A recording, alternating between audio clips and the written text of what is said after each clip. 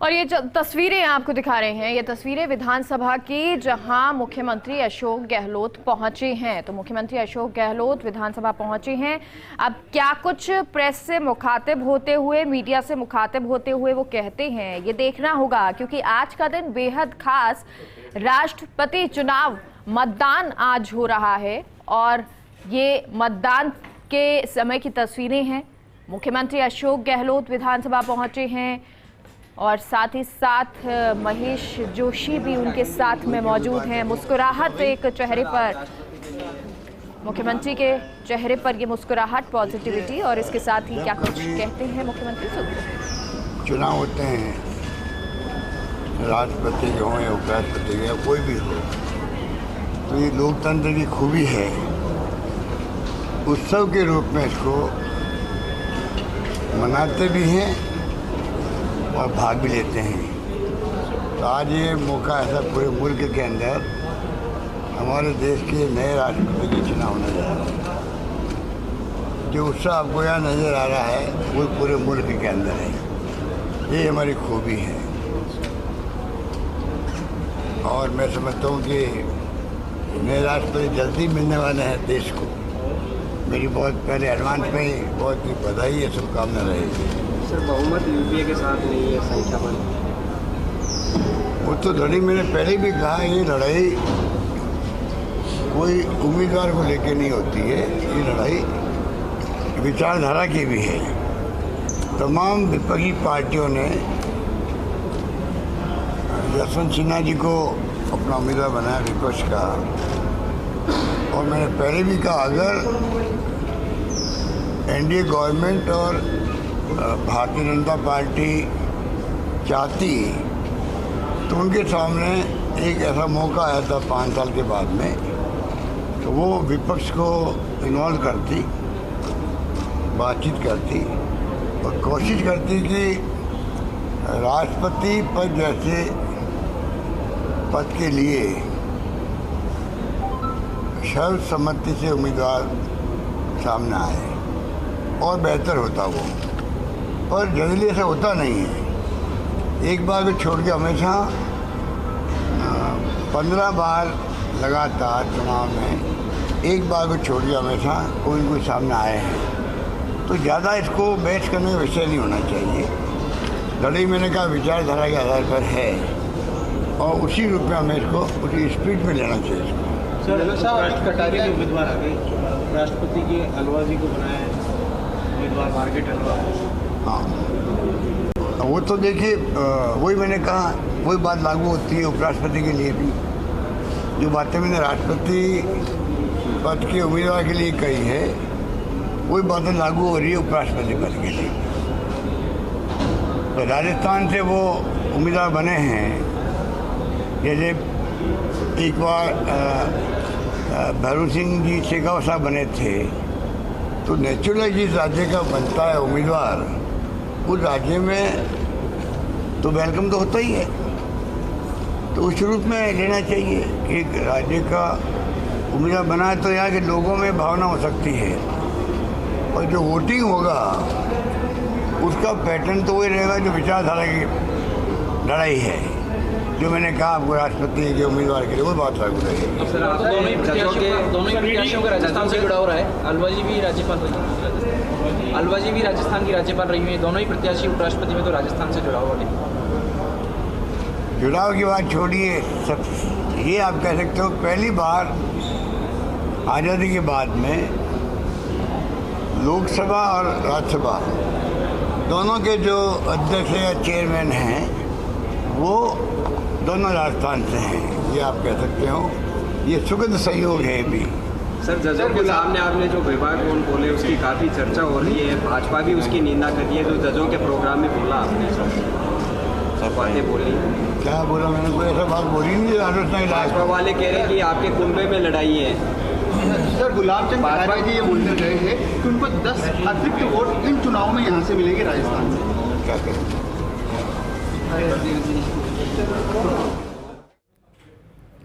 तो सीएम गहलोत जो कि मीडिया से मुखातिब होते हुए और हमारे साथ पॉलिटिकल एडिटर योगेश शर्मा हमारे साथ जुड़ गए हैं। योगेश जी, विधानसभा में अब मुख्यमंत्री गहलोत भी पहुंचे, मीडिया से मुखातिब भी हुए, फिलहाल किस तरह की तस्वीरें? देखिए, ये वाकई में बहुत ही महत्वपूर्ण है, क्योंकि कहा जा सकता है, जैसा मुख्यमंत्री ने कहा, यहाँ हार जीत के बारे में उन्होंने बात नहीं की है। यहाँ बात उन्होंने कही है उस बात को लेकर कि ये विचारधारा की अलग है। उन्होंने कहा कि हम जगदीप धनखड़ जो कि लड़ाई है, जब विचारधारा अलग है, उन्होंने कहा कि हम जगदीप धनखड़ जो कि उपराष्ट्रपति के उम्मीदवार है, राजस्थान की माटी के हैं, हम उनका स्वागत करते हैं, वेलकम करते हैं, राजस्थान के होने के नाते उनका स्वागत है। लेकिन जो विचारधारा की लड़ाई है, जो वैचारिक जंग है, विचारधारा की जो लड़ाई है, उस विचारधारा की लड़ाई के आधार पर हम ये कह सकते हैं कि वो हमें लड़नी है। और एक सुखद सहयोग की बात एक मुख्यमंत्री ने की कि इस बार उपराष्ट्रपति पद पर जो उम्मीदवार राजस्थान का आए हैं और जो उम्मीदवार जो लोकसभा के अध्यक्ष हैं, तो राज्यसभा और लोकसभा दोनों ही जो होंगे वो राजस्थान के होंगे, दोनों के ही जो प्रमुख होंगे वो राजस्थान के होंगे। तो मुख्यमंत्री ने इस वक्त सहयोग की बात की है और साथ ही ये भी उन्होंने संकेत दे दिए कि उपराष्ट्रपति पद पर जगदीप धनखड़ लगता है कि साफ तौर पर चुनाव जीत रहे हैं, क्योंकि मुख्यमंत्री ने जब ये कह दिया कि सुखद सहयोग होगा कि राज्यसभा का जो सभापति होगा और लोकसभा का अध्यक्ष होगा वो राजस्थान का होगा, राजस्थानी होगा, तो ये बात कही जा सकती है कि कांग्रेस के बड़े नेता मुख्यमंत्री राजस्थान अशोक गहलोत ने ये एक तरह से अपनी भावनाओं को जो व्यक्त किया है राजस्थान के परिप्रेक्ष्य में, वो उन्होंने जाहिर की। लेकिन साथ ही वैचारिक जो जंग है उसकी बात भी उन्होंने की कि विचारधाराओं की जो जंग होती है, वैचारिक जो जंग होती है, वो अपने आप में हार और जीत के पैमाने से अलग होती है।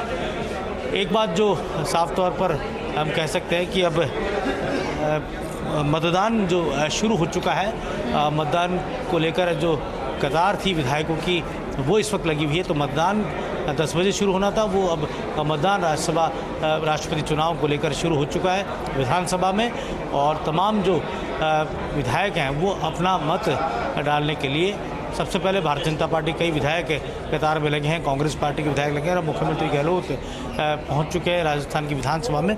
एक तरह से कहा जाए तो ये कुछ ही देर बाद मतदान को लेकर भी बारीकी सामने आ जाएगी और तस्वीरें देख सकते हैं, मुख्यमंत्री खुद भी मतदान के लिए पहुंचेंगे। और एक कहा जा सकता है पूरी जो तैयारी है विधानसभा के अध्यक्ष डॉक्टर CP जोशी भी कितनी देर मुख्यमंत्री रहने वाले हैं अभी विधानसभा में, कितनी देर में वो वोटिंग करेंगे, और इसके अलावा कोई कैटेगरी किसी तरह की बनाई गई है, किस तरह से ये वोटिंग हो रही है?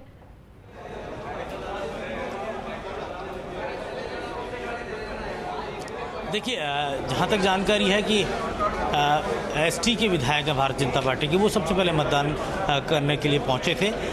तो मतदान करने के लिए सबसे पहले ST के विधायक पहुँचे और कैटेगरी के अनुसार अलग अलग कहा जा सकता है कि क्योंकि ये राज्यसभा चुनाव की जैसी जंग नहीं है, यहाँ एक एक वोट का जो कहा जा सकता है गुणा भाग नहीं लगाया जा रहा। यहाँ साफ तौर पर संख्या बल जो है वो ये जता रहा है कि राष्ट्रपति के चुनाव में द्रौपदी मुर्मू जो है वो जीत की ओर अग्रसर है, या कह सकते हैं उनकी जीत को लेकर कोई शक और शुबा नहीं हो सकता। जिस तरह के उनकी तैयारी के साथ उनको लाया गया था, ये जो बात सतीश पूनिया ने कही है ये बहुत महत्वपूर्ण है कि भारतीय जनता पार्टी ने कांग्रेस के ST विधायकों से आग्रह किया है कि वो अंतरात्मा की आवाज़ के आधार पर NDA की जो उम्मीदवार है द्रौपदी मुर्मू उनको मत डालें।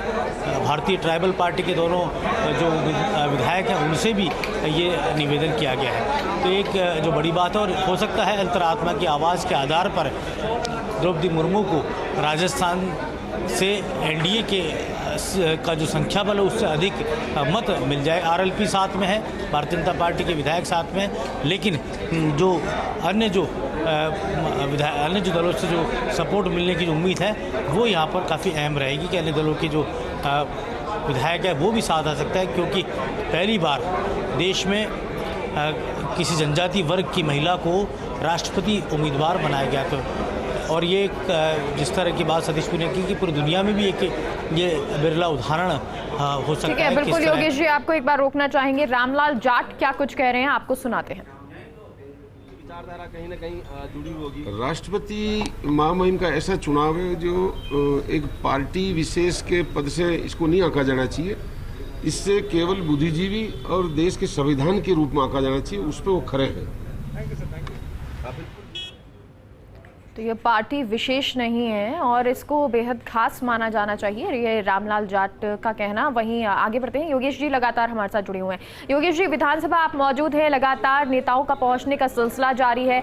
कितनी देर ये मतदान होगा, कितना समय यहाँ पर लगने वाला है?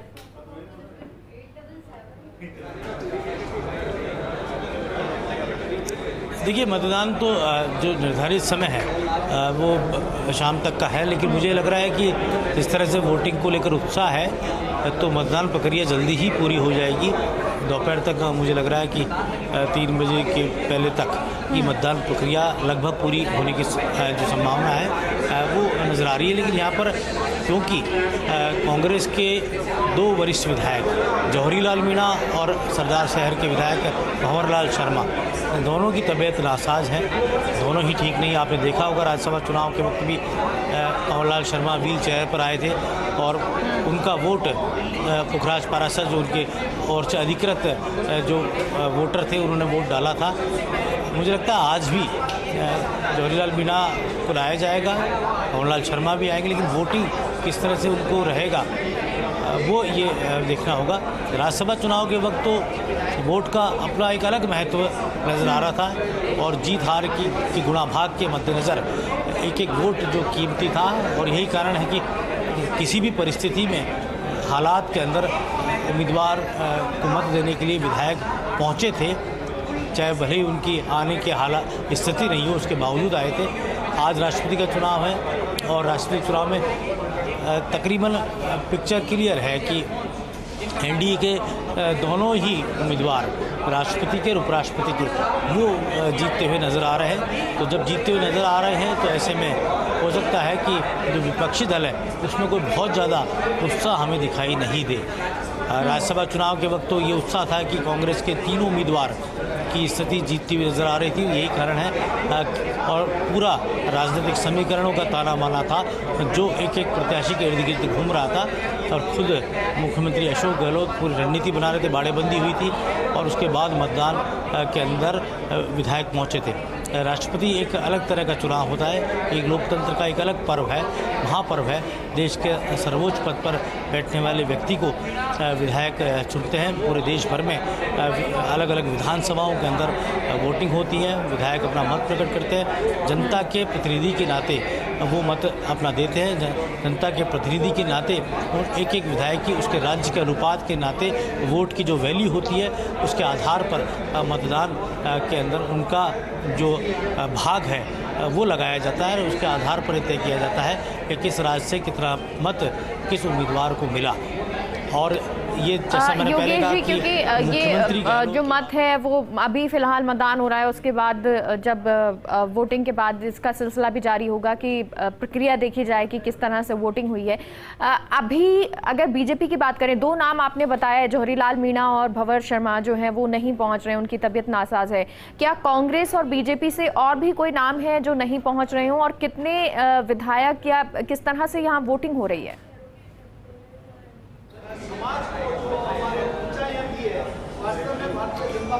देखिए, जौहरी लाल मीणा और भंवर लाल शर्मा दोनों को लाने की कोशिशें हो रही हैं। इस भी परिस्थिति में दोनों आना चाहिए, उनके लिए मेडिकल जो टीम है वो नियुक्त की जा चुकी है। और ये कहा जा रहा है कि जौहरी लाल मीणा जो है वो लगता यही है कि वो जल्दी ही वो भी पहुँचेंगे, क्योंकि उनके बारे में जानकारी मिल रही है। और ऐसी कोई ज़्यादा किसी विधायक को लेकर ऐसी कोई इन्फॉर्मेशन है नहीं कि वो नहीं आ रहे।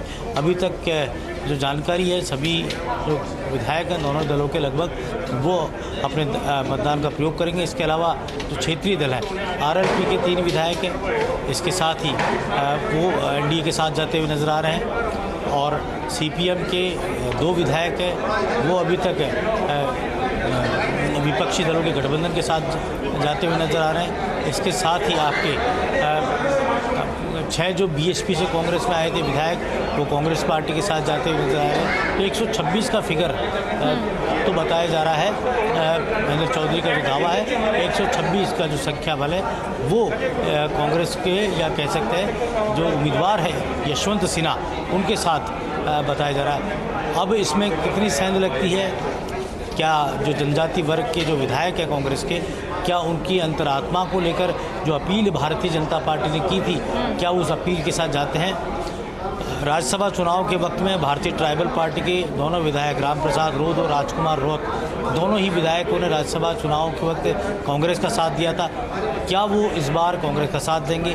तो संकेत हमें मिल रहे हैं कि अंतरात्मा की आवाज़ पर वो द्रौपदी मुर्मू के साथ जा सकते हैं, क्योंकि पहली बार आदिवासी व्यक्ति राष्ट्रपति का चुनाव के अंदर लड़ रहा है और पहली बार कोई आदिवासी व्यक्ति राष्ट्रपति की कुर्सी पर पहुंचने वाला है। तो ये जिस तरह का राजस्थान का जो जनजाति वर्ग है, ख़ासतौर से हम बात करें बांसवाड़ा, डूंगरपुर और प्रतापगढ़, उदयपुर का जो बेल्ट है, ये अपने आप में बहुत अहमियत रखता है। ये पूरी पट्टी है देश भर में जो वनवासी अंचल को रिप्रेजेंट करती है। चाहे कल भी एक बड़ा कार्यक्रम राजस्थान के मानगढ़ धाम पर हुआ था, 2 लाख से अधिक लोग वहाँ जुटे थे और 4 राज्यों के जो जनजाति वर्ग के लोग वहाँ आए थे। तो ये बात वहाँ भी उठी थी कि द्रौपदी मुर्मू का साथ देने की बात वहाँ पर भी सामने आई थी। तो मुझे लगता है कि ये दोनों जो विधायक हैं, ये संकेत जो है वो लग रहा है। तो ये हम कह सकते हैं कि संख्या बल का जो आधार है, ये संख्या बल का आधार साफ तौर पर ये नज़र आ रहा है कि द्रौपदी मुर्मू और जो बीजेपी के, देखिए योगेश जी, संख्या बल तो एनडीए के पास है, और अगर राजस्थान से और जो आदिवासी विधायक जो 2 आते हैं, अगर वो भी ये यहाँ कंट्रीब्यूट देते हैं तो ये संख्या बल और बढ़ जाएगा। लेकिन अगर आगे किस तरह से आगे के विधानसभा चुनाव के लिए देखें, किस तरह की स्थिति होगी, क्या गणित होगा, इसके बारे में भी चर्चा करेंगे। योगेश जी, आप बने रहिए हमारे साथ। तो देश के महामहिम के लिए मतदान लगातार जारी है। पीएम मोदी ने अपना मत दे दिया है, तो संसद और तमाम राज्यों की विधानसभाओं में भी वोटिंग हो रही है। राजस्थान की भी तस्वीरें आपको दिखाई, वहीं दिल्ली की तस्वीरें भी आपको दिखाई। 4800 सांसद विधायक महामहिम के लिए मतदान कर रहे हैं। नवीन पटनायक ये वोट डालने के लिए पहुंचे हैं। इससे पहले पीएम मोदी ने अपना वोट डाला और नवीन पटनायक जो अब अपना वोट महामहिम के पद के लिए, उम्मीदवार के लिए डाल रहे हैं। तो ये तस्वीरें आपको दिखा रहे हैं। तमाम अधिकारी यहाँ पर मौजूद हैं। सांसदों का आना यहाँ जारी है और 4800 सांसद और विधायक महामहिम के लिए ये मतदान कर रहे हैं, जो आज शाम को 5 बजे तक वोटिंग चलने वाली है। और हमारे साथ दिल्ली न्यूज एडिटर अदिति जुड़ गई हैं। अदिति, लगातार तस्वीर दिखा रहे हैं, दिल्ली से भी सामने आ रही हैं, राजस्थान से भी सामने आ रही हैं। दिल्ली में प्रधानमंत्री मोदी ने अपना वोट डाल दिया है, नवीन पटनायक की तस्वीर देख रहे थे, वो भी अपना वोट डाल चुके हैं। और क्या कुछ खास तस्वीरें हैं, कौन कौन अपना वोट डाल चुका है?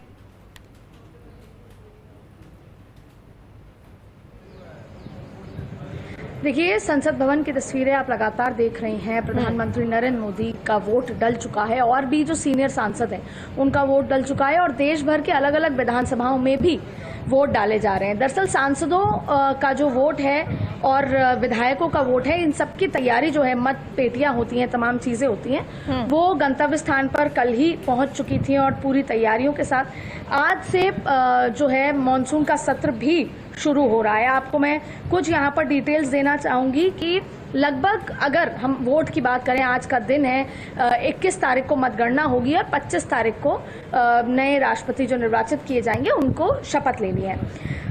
अब जो एनडीए के उम्मीदवार हैं उनके पास करीबन 7% से अधिक मत पड़ने की जो कैलकुलेशन के हिसाब से उम्मीद है, और जब आप अपना नामांकन भरते हैं तो लगभग आपके पास 50% जो मत है वो होना चाहिए। अब आपको बता दें कि 15वें राष्ट्रपति के चुनाव के लिए सोमवार को, जैसा आपने आंकड़ा बताया, 4800 निर्वाचित सांसद और विधायक मतदान देंगे और एनडीए की जो उम्मीदवारी है वो लगभग जीत पक्की है। अब अगर हम आंकड़ों की बात करें तो राष्ट्रपति चुनाव के लिए केवल 9 विधायक हैं। कौन कौन अंदर है? दरअसल विधायक अपने विधानसभा से और सांसद संसद भवन से वोट करते हैं, लेकिन 9 विधायक संसद भवन में करेंगे वोटिंग और जबकि लगभग 42 सांसद विभिन्न राज्यों के विधानसभा में वोटिंग करेंगे। और संसद में वोट करने वाले विधायकों में 4 एमएलए यूपी से हैं, 1 एमएलए असम से है, 1 एमएलए हरियाणा से है, 1 एमएलए उड़ीसा से है, 2 एमएलए त्रिपुरा से हैं। तो ये लोग भी हैं जो संसद भवन से वोटिंग करने वाले हैं। संसद भवन के कमरा संख्या नंबर 63 में 6 पोलिंग बूथ बनाए गए हैं, जहां पर जाकर अभी प्रधानमंत्री नरेंद्र मोदी ने भी वोट किया है, जिसमें से 1 बूथ फिजिकल चैलेंज लोगों के लिए भी बनाया गया है। और वोटिंग की गोपनीयता के लिए बैलेट पेपर सीरियल नंबर के बजाय रैंडम तरीके से भी किए गए हैं। तो ये एक आपको अपडेट अंदर का यहाँ पर हम दिखाना चाहेंगे।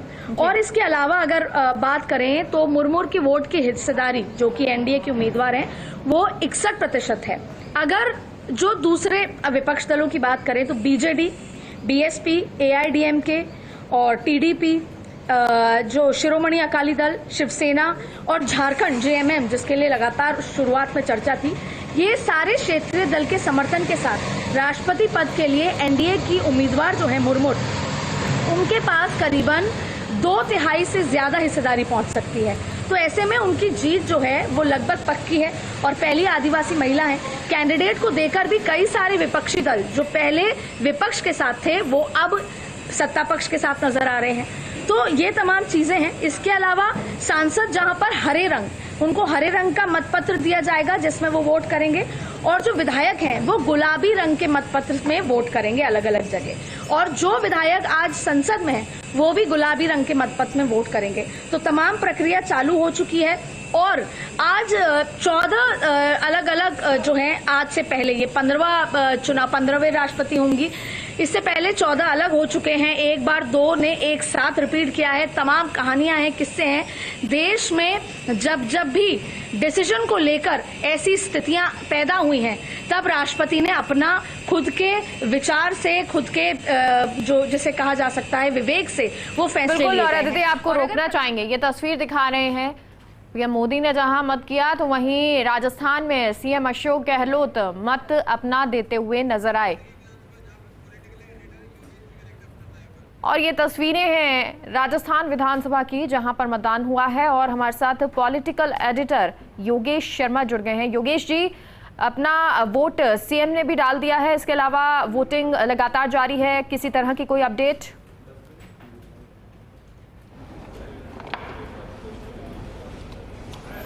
देखिए, सबसे बड़ी खबर यही है कि मुख्यमंत्री अशोक गहलोत ने अपना मतदान किया है राष्ट्रपति चुनाव को लेकर।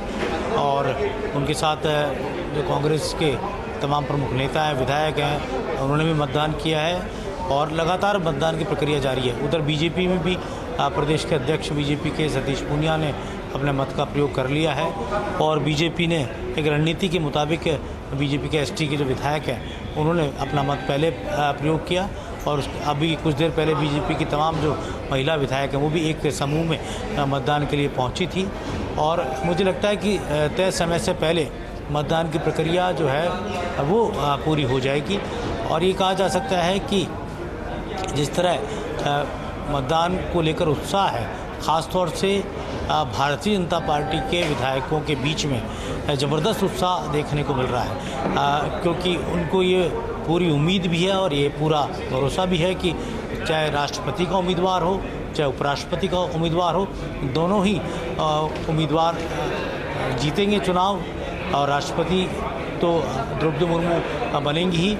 और जो उपराष्ट्रपति पर राजस्थान के ही माटी के जगदीप धनखड़ वो उपराष्ट्रपति होंगे। हालांकि उपराष्ट्रपति के चुनाव की अलग प्रक्रिया होती है। आज प्रेसिडेंट इलेक्शन है और प्रेसिडेंट इलेक्शन में तमाम जो हर राज्यों के जो विधायक हैं वो वोट डालते हैं। हर राज्य के विधायक की वैल्यू उस राज्य के विधानसभा के अनुपात के आधार पर रखी जाती है। तो ये कहा जा सकता है भारतीय जनता पार्टी और के विधायक के संख्या बल में राजस्थान में कम है और कांग्रेस पार्टी के विधायक संख्या बल में ज़्यादा है। साथ ही जो अन्य दल हैं, खासतौर से 13 निर्दलीय विधायक हैं, उनका भी समर्थन कांग्रेस पार्टी को प्राप्त है। और साथ ही सीपीएम के 2 विधायक साथ में हैं, बीटीपी के 2 विधायक भी साथ में रहते। लेकिन अंतरात्मा की आवाज़ पर जनजाति वर्ग के वोटों के बीच में सेंध लगने की प्रबल संभावनाएं बताई जा रही हैं और ये कहा जा रहा है। और हमारे साथ आरएलपी के विधायक भी हम बात करेंगे उनसे। नारायण जी, क्या आपने क्या आपने आपके मताधिकार का इस्तेमाल कर दिया? हाँ जी, बिल्कुल मताधिकार का इस्तेमाल कर दिया।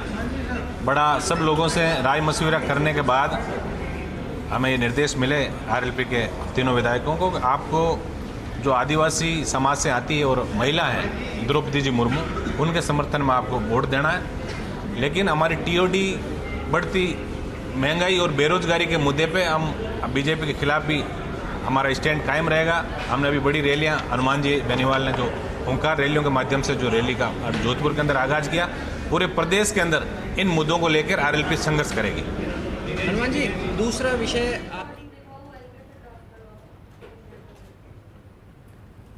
तो ये तस्वीर आपको मुख्यमंत्री अशोक गहलोत की दिखा रहे हैं, जिन्होंने अब से कुछ ही देर पहले अपना वोट डाला है। और आपको बता दें, विपक्ष ने यशवंत सिन्हा को अपना उम्मीदवार बनाया और कांग्रेस के जो समर्थक दल हैं वो यशवंत सिन्हा जो उम्मीदवार हैं उनको अपना वोट डाल रहे हैं। सीएम अशोक गहलोत की ये तस्वीर आपको दिखा रहे हैं। वहीं दूसरी तरफ ये संसद की तस्वीर, दिल्ली की तस्वीर है नवीन पटनायक, जिन्होंने अब से कुछ देर पहले अपना वोट डाला है।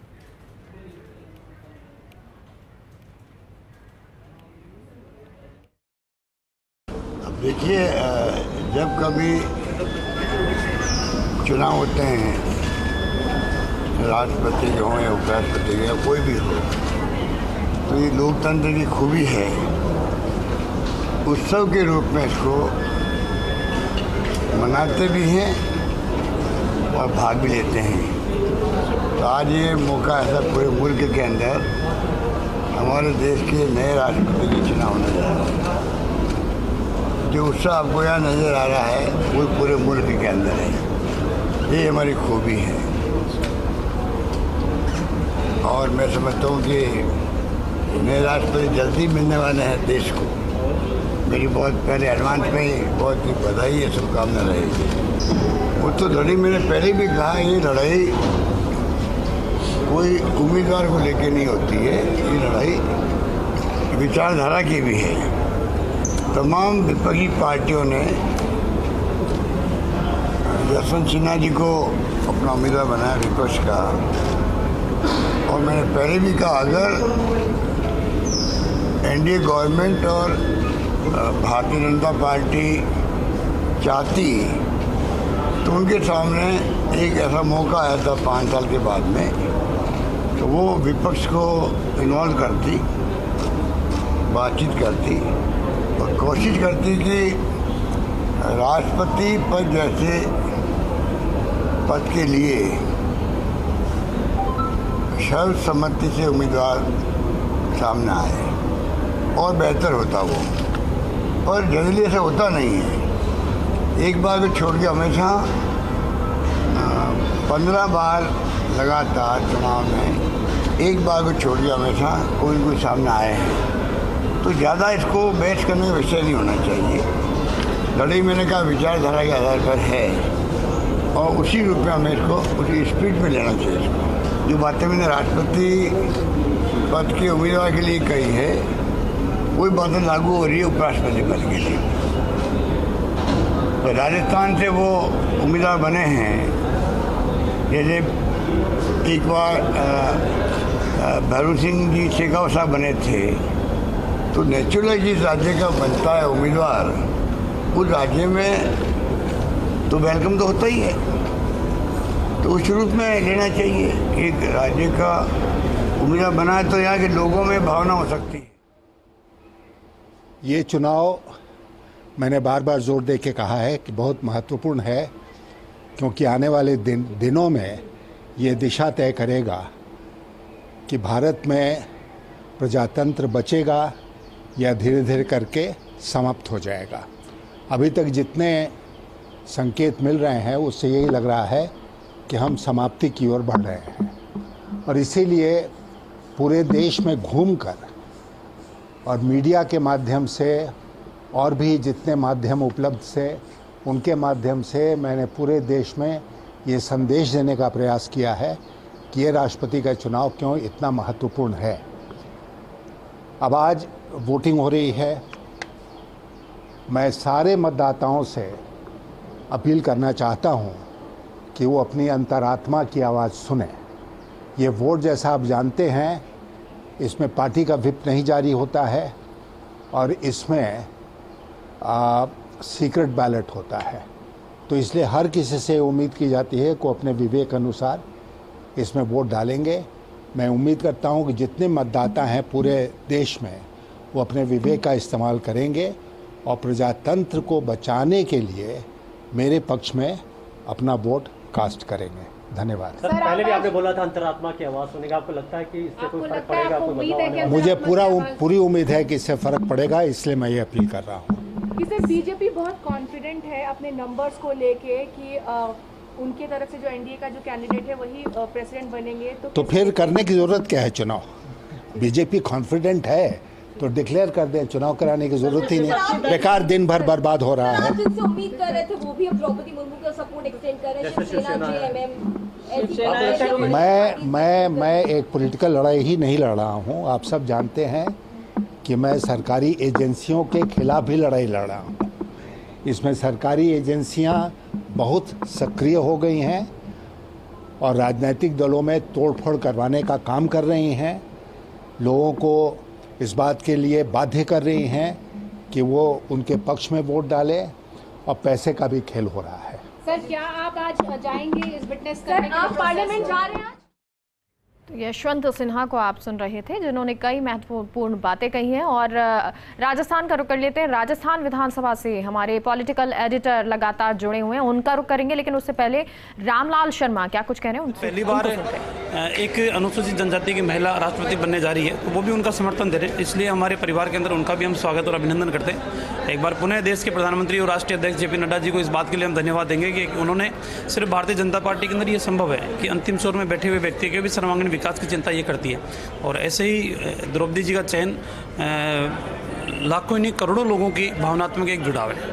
एक सवाल बड़ा महत्वपूर्ण है जो मुख्यमंत्री ने कहा कि उपराष्ट्रपति पद पर जो उम्मीदवार उतारा वो राजस्थान की धरती से, और ये सुखद संयोग होगा जब राज्यसभा और लोकसभा दोनों के प्रमुख राजस्थानी होंगे। तो एक तरह से सीएम गहलोत ने संकेत दे दिया है कि चुनाव के परिणाम क्या होंगे। देखिए, ये बात बिल्कुल सही है कि गहलोत जी राजनीतिक क्षेत्र के अंदर कई वर्षों से काम कर रहे हैं और दूरदृष्टि भी उनकी है। उनको लग भी रहा है कि दोनों ही सदन राजस्थान के लोगों के पास में रहेंगे।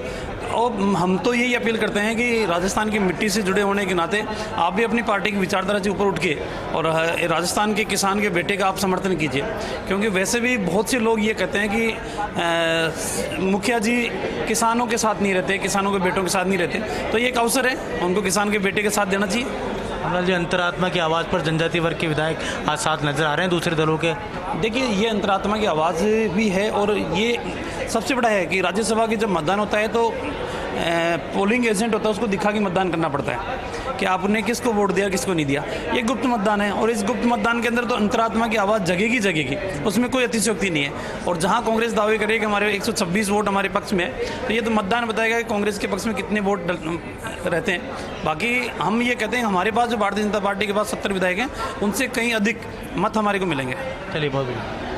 तो देख सकते हैं रामलाल शर्मा जी भारतीय जनता पार्टी के तेज तर्रार विधायक, जिस तरह की उन्होंने बात कही है कि एक उत्साह जो नज़र आ रहा है उनके चेहरे पर भी नज़र आ रहा है। और इस लोकतंत्र के महापर्व में उन्होंने ये दलील दी है कि मतदान गोपनीय होता है तो निश्चित तौर पर अंतरात्मा की आवाज़ पर विरोधी दल के विधायकों का बिल्कुल योगेश जी। और देखिए, क्योंकि जिस तरह से रामलाल शर्मा ने कहा भी कि अंतरात्मा की आवाज़ सुनेंगे और लगातार सतीश पूनिया ने भी इस बात को कहा है, लेकिन द्रौपदी मुर्मू का राष्ट्रपति अगर वो बनती हैं, क्योंकि अभी तो चुनाव हो रहे हैं, वोटिंग के बाद गिनती भी होगी, जब वो राष्ट्रपति बन जाएंगी तो क्या ये जो एनडीए के लिए कहा जा रहा है कि ये एक कार्ड खेला है आदिवासियों के लिए, राजस्थान में जब चुनाव होंगे क्या उसका असर पड़ेगा? क्योंकि आपसे कुछ देर पहले कहा था कि जब आदिवासियों का सम्मेलन हुआ, उन्होंने बातचीत की तो कहा कि द्रौपदी मुर्मू को ही वोट देना चाहिए। तो ऐसे में क्या प्रभाव आने वाले चुनाव पर होगा?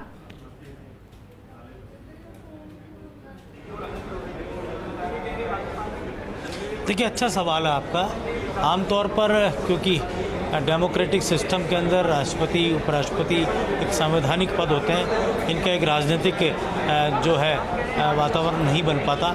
लेकिन ये कहा जा सकता है भारतीय जनता पार्टी ने बहुत बेहद सोच समझकर उम्मीदवार बनाए हैं द्रौपदी मुर्मू, क्योंकि एक ऐसे बेल्ट से आती हैं जो घोर जनजाति वर्ग और घोर जनजाति इलाका है। तो निश्चित तौर पर जो पट्टी जनजाति वर्ग की आ रही है, चाहे वो झारखंड का हो, चाहे उड़ीसा का हो, चाहे वेस्ट बंगाल का हो, चाहे वो त्रिपुरा का हो, चाहे वो मध्य प्रदेश, गुजरात, राजस्थान का हो, और ये नीचे तक आंध्र प्रदेश तक, दंतेवाड़ा तक जो बेल्ट जा रहा है पूरा, जो जिसे हम कुछ बेल्ट इसमें नक्सलाइट्स का भी है, जिसको हम रेड कॉरिडोर भी कहते हैं, जो नक्सलाइट्स को लेकर कर रहता है, लेकिन एक बड़ा वर्ग जनजाति वर्ग का है। और राजस्थान में क्योंकि जो जनजाति वर्ग का एक बड़ा जो तबका जिस इलाकों में रहता है, उन जिलों के अंदर भील प्रदेश की मांग उठी है। अब राष्ट्रपति बनने के बाद द्रौपदी मुर्मू के एक आदिवासी महिला के सबसे उच्च पद पर आने के बाद, बैठने के बाद उसका क्या संकेत जाएगा, ये तो देर सवेर जब चुनाव होंगे तो पता लगेगा। लेकिन भारतीय जनता पार्टी का मकसद ज़रूर यही रहा है कि आदिवासी तबके के अंदर भी जो मोटे तौर पर एक कहा जाता रहा है, राजस्थान में कहा जाता रहा है कि आदिवासी वर्ग कांग्रेस के साथ नज़र आता है, और अन्य जगहों पर भी, चाहे झारखंड में वो जेएमएम के साथ आता है, उड़ीसा में वो बीजेडी के साथ आता है, तो अलग अलग राज्यों में अलग अलग जगह पर, छत्तीसगढ़ में वो कांग्रेस के साथ है। अब उस वर्ग को कैसे साधा जाए, तो ये भी एक पीछे की सोच बीजेपी के रणनीतिकारों की रही। और ठीक इसी तरह जो जगदीप धनखड़ को उपराष्ट्रपति पद का उम्मीदवार बनाया, उसके पीछे भी ये सोच रही, राजस्थान को फोकस किया गया, टारगेट किया गया, और साथ ही ओबीसी के वर्ग को टारगेट किया गया, किसान और जाट वर्ग को टारगेट किया गया कि कैसे उनके बीच में एक संदेश दिया जाए। जो बीते दिनों जब किसान आंदोलन हुआ, उसके बाद जो पृष्ठभूमि बनी, और एक मैसेज देने की कोशिश जो नॉर्थ पट्टी के खास तौर से किसान बेल्ट है, उसमें देने की कोशिश की गई। तो ये कुल मिलाकर राजनीतिक संदेश होते हैं।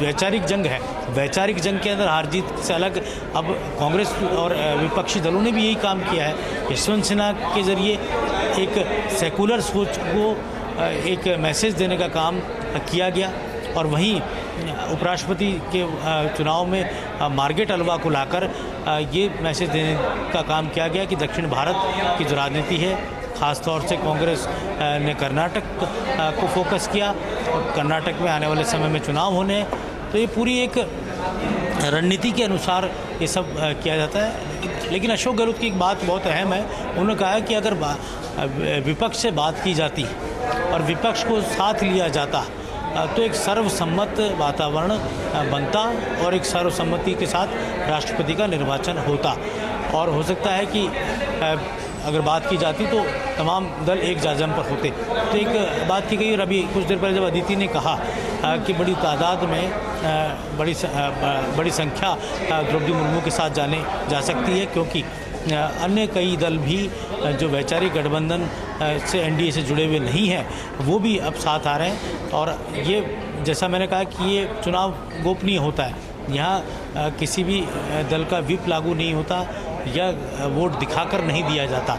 अब तो जब वोट दिखाकर नहीं दिया जाता है, तो ऐसे में अंतरात्मा की आवाज़ पर यहाँ कोई सरकार न बन रही है न सरकार गिर रही है, तो ऐसे में अंतरात्मा की आवाज़ पर अगर कोई वोट डालता है, बिल्कुल। तो देखिए योगेश जी, क्योंकि समीकरणों की बात करें, जिस तरह से द्रौपदी मुर्मू को खड़ा किया, समीकरण बहुत सारे इससे सध जाते हैं। उपराष्ट्रपति के लिए जगदीप धनखड़ को खड़ा किया, राजस्थान से वो आते हैं। इसके अलावा अगर राजस्थान पर ही फोकस करें तो बहुत सारे प्रशिक्षण हुए, सम्मेलन हुए, जेपी नड्डा का लगातार आना, अमित शाह का लगातार आना। क्या बीजेपी राजस्थान पर बहुत ज्यादा फोकस कर रही है, और अगर फोकस कर रही है आगामी विधानसभा चुनाव को देखते हुए, तो इसका क्या कारण है कि राजस्थान पर ज्यादा फोकस है?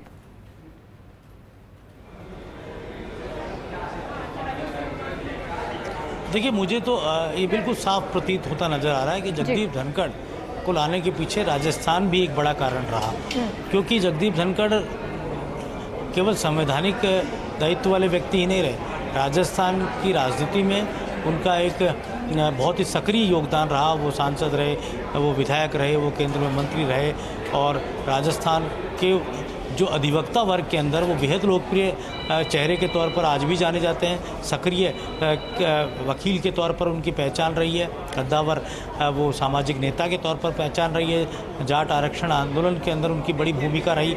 जाट समाज को आरक्षण दिलाने के पीछे उनकी बड़ी भूमिका रही। तो एक बहुत सोचे समझे ढंग से संघ के विचार के अनुसार जो मातृ संगठन ने तय किया, उस पूरे विचारधारा के अनुसार जगदीप धनखड़ को आगे लाने का मकसद यही है कि राजस्थान के एक बड़े बेल्ट के बीच में मैसेज देना, किसान कम्युनिटी के बीच में मैसेज देना।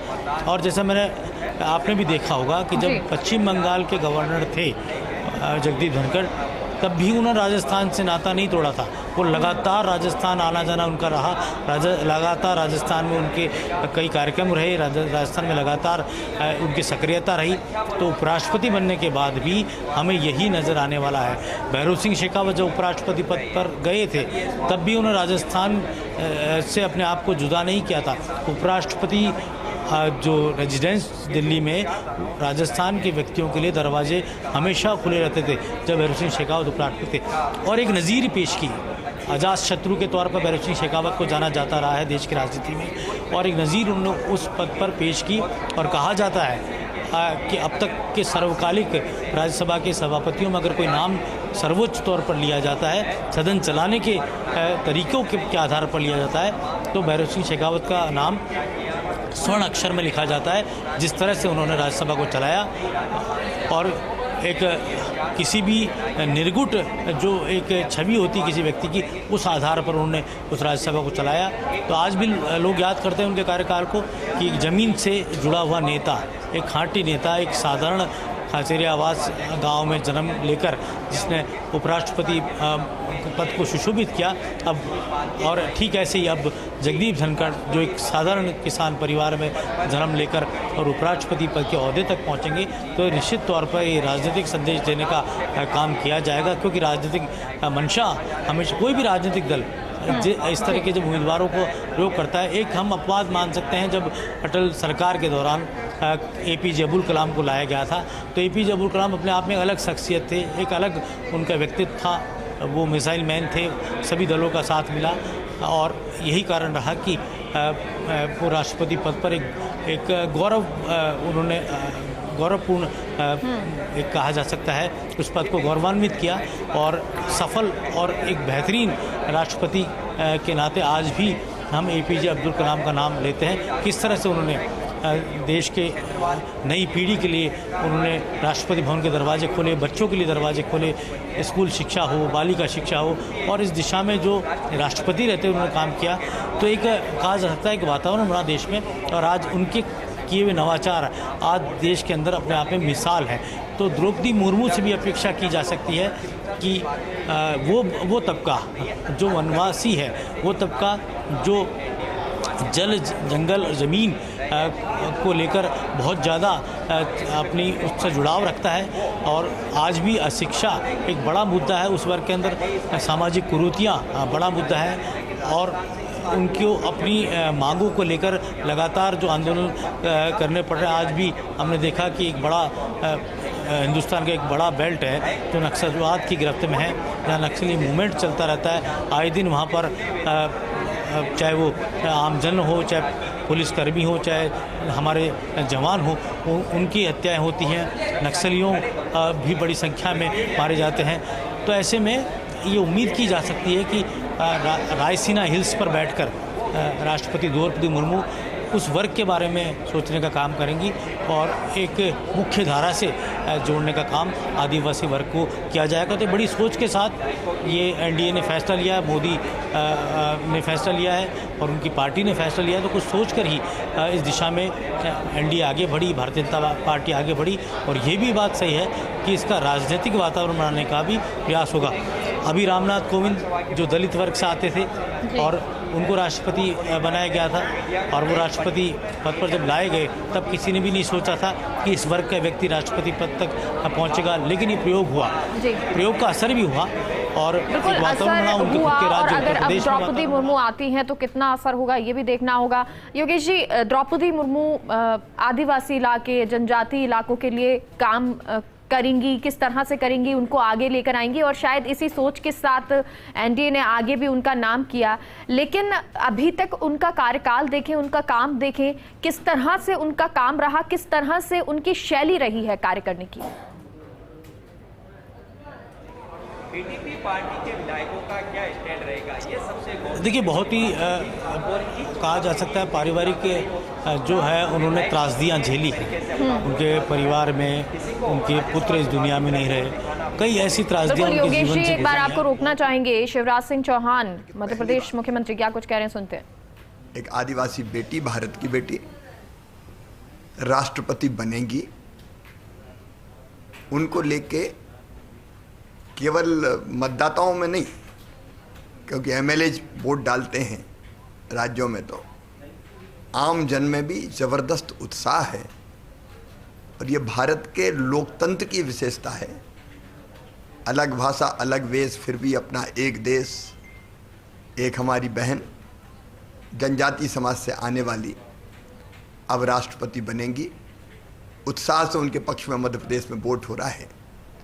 और मैं तो यही अपील करूंगा कि दलगत सीमाओं से भी ऊपर उठ के हम अंतरात्मा की आवाज़ पर अपना वोट करें और बहन द्रौपदी मुर्मू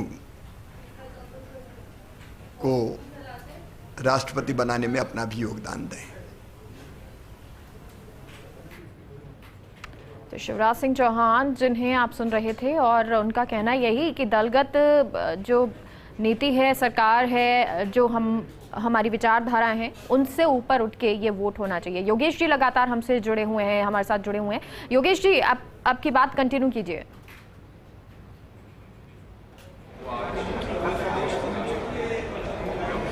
तो देख सकते हैं और कुछ विधायक भी मतदान करके आए हमारे साथ हैं।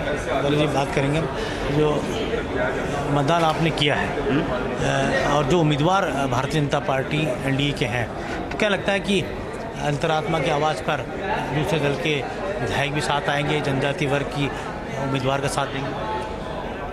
सबसे पहले तो बड़े गर्व की बात है कि देश में महिला और आदिवासी महिला प्रथम राष्ट्रपति बनने जा रही है। तो एक बड़ा खुशी का माहौल सब में, महिलाओं में भी है, आदिवासी समाज में भी है और देश के हर व्यक्ति में है कि हमारा भारत जब भी एक भारत श्रेष्ठ भारत का जो सपने को हम साकार करते जा रहे हैं, जब पूरे हर वर्ग से कहीं ना कहीं देश का व्यक्ति कहीं ना कहीं आगे बढ़े।